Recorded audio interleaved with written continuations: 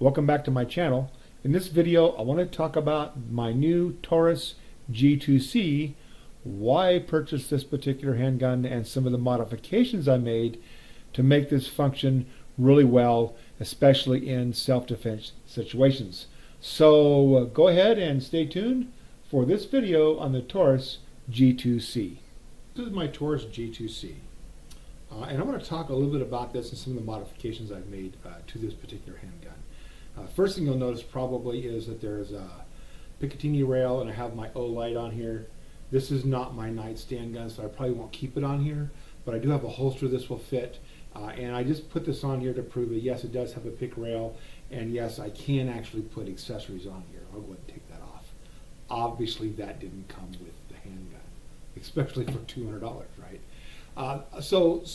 Why did I get this gun, first of all? Well, this kind of caught my eye because it's an inexpensive gun, and I am a real believer in dry fire practice. I actually have a Sur pistol, and I wanted another gun I could use in my dry fire practice, and there are a few guns out there that will do this. This is one of them, and that is that it does have double strike capabilities. Now before I do that, we'll go ahead and make sure that everybody sees the gun is unloaded.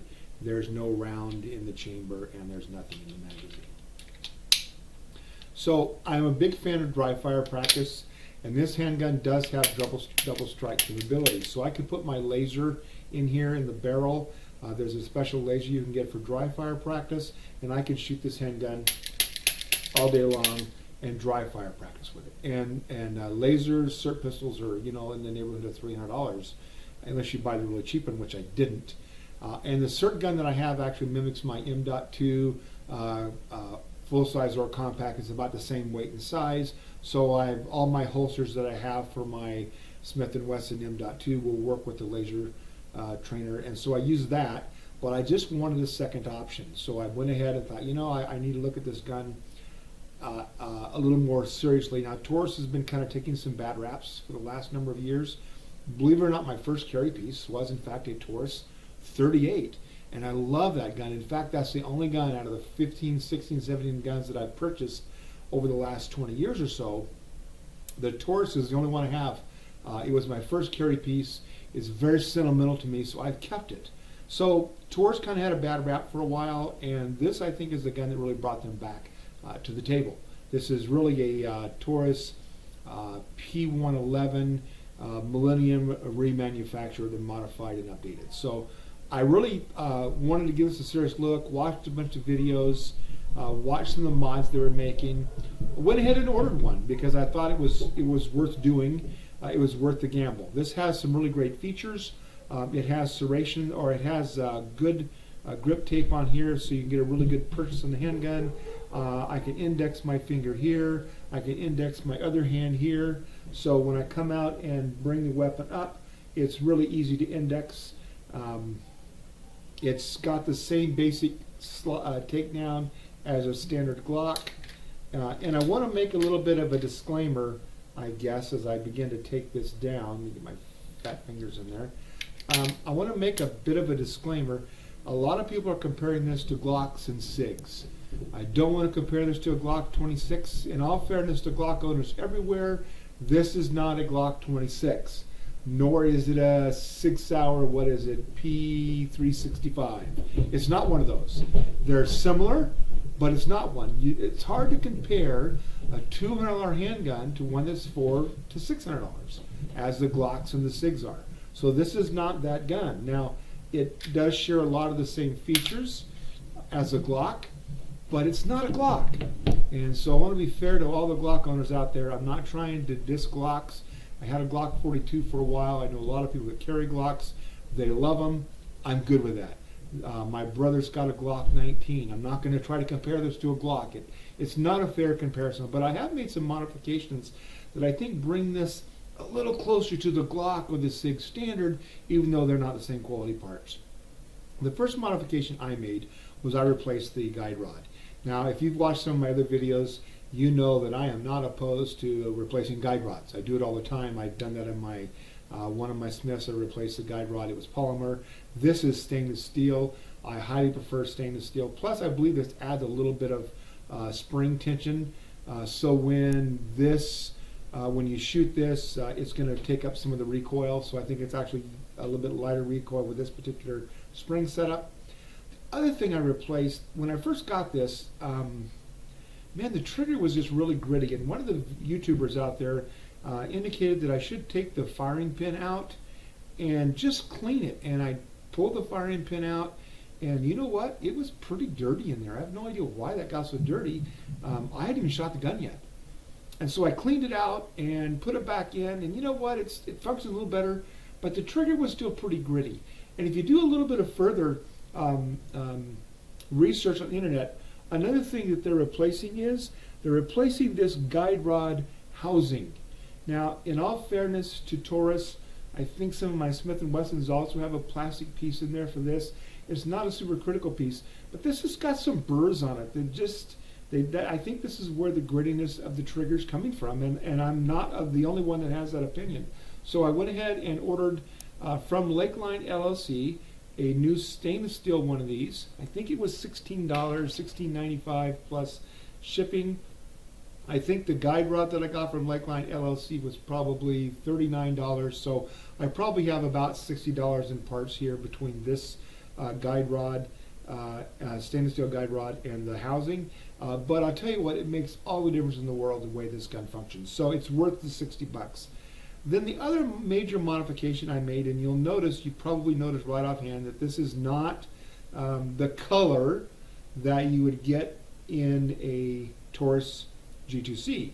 That's because I went ahead and took this down and had them Cerakote it. Now, I haven't seen anybody else on the internet do that yet, but the more research that I did on Cerakoting and everything I read says that's going to really change the way this slide works. And not just the fit and finish, but actually change the way it functions on the handgun. It's almost like the coating inside smooths everything out. So I thought, well, it's worth it. So I asked how much. I inquired. They told me it's going to be about, I don't know, $70, $80. I think all said and done, it actually cost me, you ready for this? 50 bucks. So I sent the slide out to be Cerakoted. I got it back the other day, brought it home, put it in, and man, I'll tell you what, it's all the difference in the world. Let me just give you an example. I have my Smith & Wesson M.2 compact right here, and I like the finish. I think Smith uses a melanite finish, and it's a really clean finish. I mean, that thing is just smooth as glass on there. Really nice, really durable finish. I like the finish of the Smiths. Well, when I got my Taurus G2C, the finish was, I'm sorry, Taurus, it was $200 garbage. Okay, it wasn't very good at all. Now, would it still function? Yes. And I know several people shooting these. They're not having any trouble with them. They can, they're trusting their life in their hands with this particular pistol, and I don't see why that's a problem. It's just I didn't like the finish. It was just rough and it's getting all scratched up, even coming in and out of my holster a few times. And I thought, okay, the life on this isn't going to be real long. It's going to start looking pretty ugly. So I went ahead and sent it out to be Cerakoted. I got it back 50 bucks later. Took about 2 weeks, and I want to tell you right now, the finish on this is every bit as good as my Smith. Sorry, Smith. My finish on this is every bit as good as the finish on my Smith & Wesson. It's nice and smooth. It's buttery, and man, when I bring this slide back, it is really smooth, folks. So I have not seen anybody else on the internet Cerakote theirs. I'm telling you right now, that is one of the best modifications you can do is Cerakote this thing. This thing will come back, and it's going to function like a whole new gun. I'm just telling you. So. Guide rod, the firing pin housing, and Cerakoting were the things I chose to do. A lot of people are replacing the slides, the sights. You can get those on Lakeline LLC. A lot of people are replacing the trigger. There's a couple places selling triggers for these. I decided to leave mine alone. I might replace the sights eventually. Right now they're fine. This is not my nightstand gun. This is my shoot someone's in the house gun. I can grab it. I know I can get 12 rounds plus one out of it pretty easily. I bought this because I wanted kind of an intermediate gun. I have a 380 auto that gives me 8 rounds plus one. I've got my shield that gives me 10 rounds plus one. I've got my M20 compact, which gives me 15 and 17. This gives me kind of in the intermediate range of 12 rounds. This actually weighs loaded what my shield weighs with 10 rounds in it, 10 plus 1.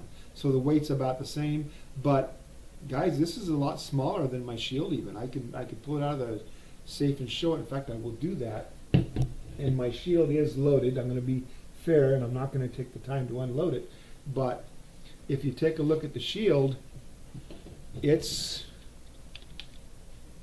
about the same size. It's thicker, okay, but it's about the same size as far as in the holster, and that's fine. It's a little bit lighter gun, so the weight's about the same. And so I don't have any problem carrying this at all. It actually carries very nicely. I like this weapon, and I think I've made the right modifications. So if you like the mods I've made or have any questions, go ahead and send me some feedback. I really like this handgun. I can depend on it. I've got about 500 rounds through it. It hasn't malfunctioned at all. It's ran really well. I did watch a video on one guy that had some problems with his, and he kind of did a video because he didn't like it, and I was yelling at my screen, just send it back to Taurus and let them replace it or fix it. Come on. I've had a Glock 42 I had to send back to Glock. I've had an SR9C from Ruger I had to send back to Ruger. Sometimes, guys, these guns just malfunction right out of the factory. Send it back and let them fix it. Mine is not malfunctions. It's done really, really great on the range. Really good carry piece. I like it. I think we've made the right mods. And again, so if you have any comments or questions, feel free to comment down in the comments below, and I'll respond back to you as is my custom. So with that said, be safe and God bless.